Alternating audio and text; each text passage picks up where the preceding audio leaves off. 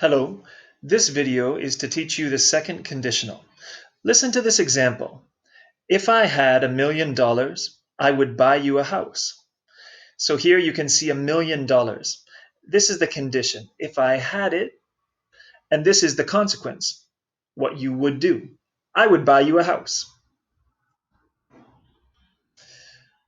This is used for imaginary situations. It's important to understand when we use the second conditional. It's not for real situations.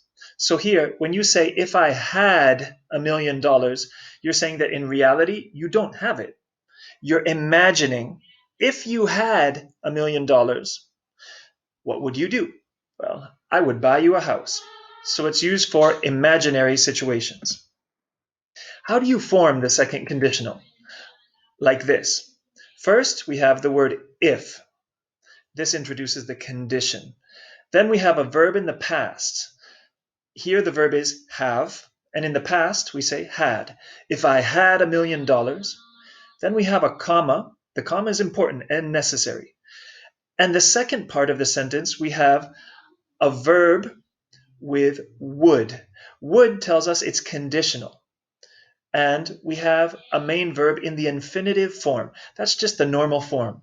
It can be buy or it can be any verb. For example, I would buy you a house. Or if I had $1,000,000, I would travel around the world.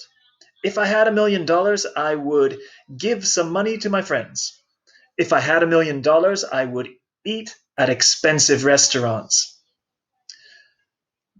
Now, remember, in English, you can say I would or you can say I'd. It's exactly the same. If I had $1,000,000, I'd buy you a house. He would is he'd. She would, she'd. You would, you'd. We would, we'd. They would, they'd. Remember, you can change the order too, and it's okay. You can say, I would buy you a house if I had $1,000,000. It's the same thing. We have a part with would and the infinitive, but we don't use a comma, if, and then a past verb. You change the order, but the idea is the same. You can use negative verbs too. Affirmative or negative, it's no problem. If I didn't have $1,000,000, I wouldn't buy you a house. You can use any combination. This can be negative and this one affirmative, or this affirmative and this negative, but it is possible to use affirmative and negative verbs. And the negative form of would is wouldn't.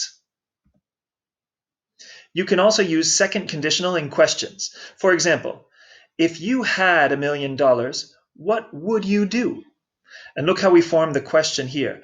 What would, a subject, and then the infinitive of the verb. What would you do? Where would you go? What would you eat? Okay? So you can use questions too. One special thing, if the verb is to be, in English we often change the normal past form. Normally we say in the past, I was, you were, he was, she was, it was, we were, they were. But in second conditional, we often say, if I were you. If I were you, I wouldn't do that. Oh, that sounds dangerous. Okay? So if the verb is to be, it's very common to say were. If I were you. And finally, to finish this, I've included some interesting songs. I'm not going to play them for you now, but these are great songs that all use examples of the second conditional. Have a listen. And now it's time to practice.